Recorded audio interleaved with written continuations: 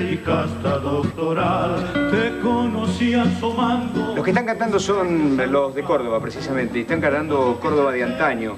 Una pintura de una ciudad muy particular, la ciudad de Córdoba. Por allí aparece Jardín Florido en esta letra de esta canción, un personaje también muy querido, entrañable para los cordobeses. ¿Y por qué hablamos con acento cordobés? Bueno, porque nos vamos a meter en un hecho que precisamente, como decíamos antes de la pausa, es una bisagra, creo yo, en la historia argentina, porque la referencia llega hasta hoy día. Nuestros entrevistados son el doctor Lucio Garzón Maceda, que en aquel momento del Cordobazo era asesor de algunos gremios que participaron activamente en lo que se llamó el Cordobazo contra el gobierno de Onganía. Doctor Maceda, buenas tardes y bienvenido a nuestro programa. Buenas tardes. ¿Usted lo conocía a Jardín Florido? Sí. Ah, sí, Berta Pérez, sí. Incluso mi padre fue abogado de él.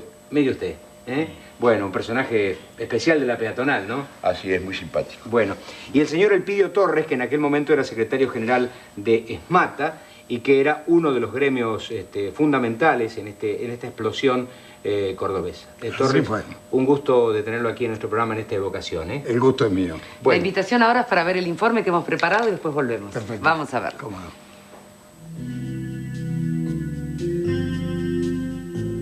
Un piquete de policías al galope se acerca. La gente huye por las calles laterales. Arrojan piedras y este es un espectáculo habitual ya a esta hora en la ciudad de Córdoba. Fue el 29 de mayo de 1969 cuando en aquella ciudad estalló el Cordobazo, una de las mayores revueltas populares ocurridas en la Argentina, en la que obreros, estudiantes y vecinos salieron a las calles para protestar en contra del régimen del teniente general Juan Carlos Onganía, que hacía 3 años gobernaba el país. Todo había comenzado 15 días antes en la provincia de Corrientes, después de que la policía matara a un estudiante durante una manifestación contra el aumento de precios en los comedores universitarios. Durante las semanas siguientes y en repudio de aquella muerte, se multiplicaron las reuniones de protesta en todo el país, al tiempo que las fuerzas de seguridad continuaban reprimiendo. Se levantó Tucumán y La Plata. En Rosario perdió la vida otro estudiante y la ciudad entera salió a la calle para expresar su reprobación con una marcha de silencio en la que fue asesinado otro joven de 15 años. Es que más allá de los reclamos puntuales, el pueblo se rebelaba en contra del general Onganía y su revolución argentina, que desde 1966, luego de derrocar al gobierno constitucional de Arturo Illia, había disuelto los partidos políticos, intervenido las universidades, además de establecer una rígida censura porque, según él mismo afirmaba, había que restablecer la moral en el país. Pero fue en Córdoba donde el conflicto adquirió mayor envergadura con el apoyo de la numerosa población estudiantil y de los sindicatos combativos de la CGT de los argentinos, liderada en la provincia por el gremialista de Luz y Fuerza, Agustín Tosco. Por eso nosotros aquí no solo venimos a cumplimentar un acto formal de protesta, venimos a ratificar aquí el espíritu de lucha, a ratificar aquí el compromiso de los trabajadores. Si la dictadura nefasta de los Onganía. El 19 de mayo, ante el aumento de la protesta, el rector de la Universidad de Córdoba había dispuesto la suspensión temporaria de las clases. 3 días después, durante un acto universitario, un estudiante fue gravemente herido tras recibir un impacto de una granada de gas.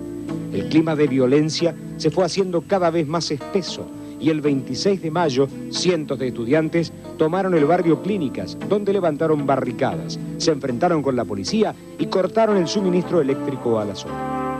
Al día siguiente, el secretario general de la CGT de los argentinos, Raimundo Ongaro, fue detenido ni bien descendió del avión en el aeropuerto de Pajas Blancas y los sindicatos cordobeses decretaron un paro provincial para el 29.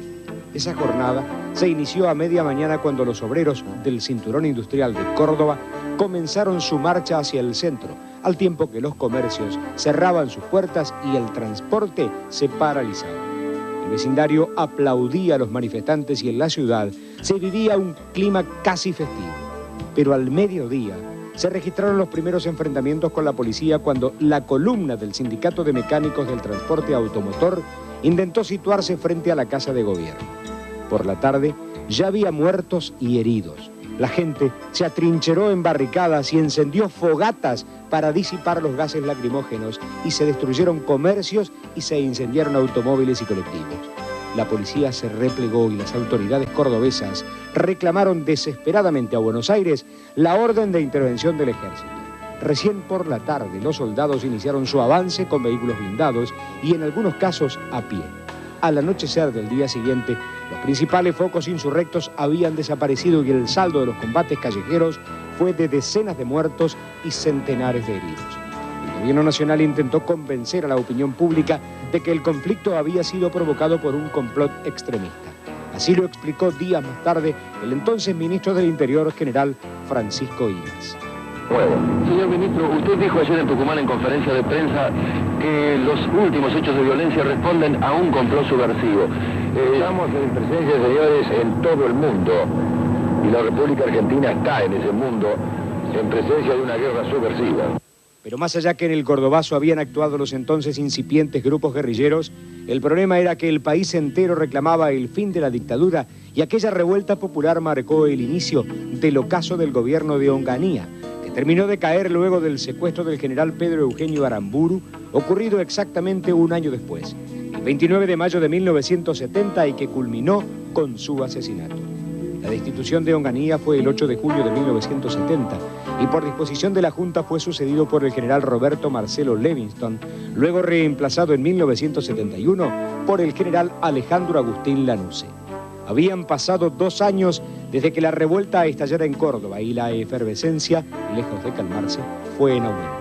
Se multiplicaron los paros en las fábricas y las asambleas estudiantiles, y en cada aniversario del Cordobazo, la ciudad recordaba a los muertos de esa jornada y también celebraba con festivales en los que participaban conocidos artistas populares, porque aquel 29 de mayo de 1969, el pueblo cordobés decidió salir a la calle para levantar su voz en contra de la dictadura, y desde ese día, ni Córdoba ni el país volvieron a ser los mismos.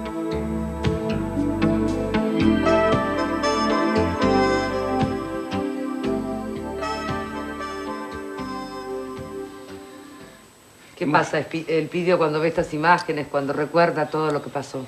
Y bueno, es una película que vuelve para atrás y uno recuerda todas las imágenes de aquel día, ¿no? Que fue bastante expresivo como demostración de lo que en este anticipo ha dicho en algunas de las partes.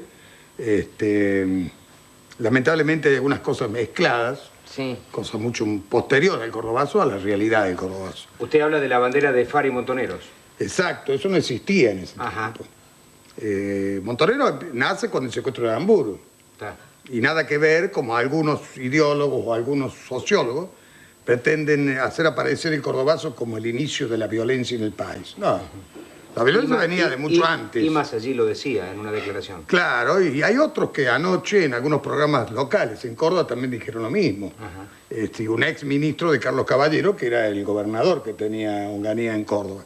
Y no es cierto, no es así, porque esto fue, si bien es cierto, una decisión de los trabajadores de protestar contra la violencia que ya venía ejerciendo el gobierno de Onganía contra el pueblo, contra los trabajadores, porque no hay que olvidar que estaban conculcadas las libertades públicas. Avanzaban sobre convenciones colectivas de trabajo. Estaban clausurados los partidos políticos. Y había un proyecto corporativista que espantaba. Es decir, que el caldo de cultivo estaba. Una pregunta puntual a los dos. El Cordobazo, el hecho puntual del 29 de mayo, ¿se veía venir o cree usted que hubo algún elemento detonante que hizo que desembocara en lo que desembocó? No. Esto es una cosa que venía ya caminando de hacía largo tiempo. El Cordobazo comienza el día 14 de mayo, en donde una asamblea de nuestro gremio, con 6.000-7.000 afiliados presentes, en un viejo local que se llamaba Córdoba Sport, es atacado a mansalva por la policía con gases que tiran por una claraboya.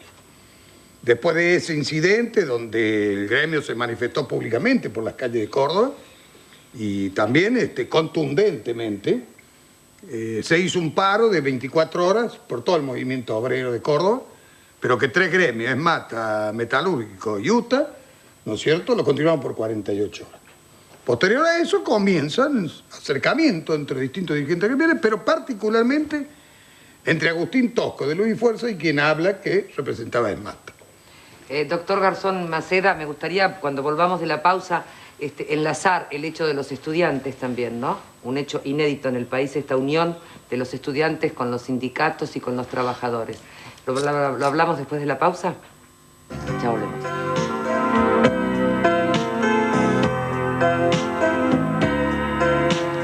Obreros y estudiantes producen el Cordobazo, el primer alzamiento popular en contra del gobierno de Onganía.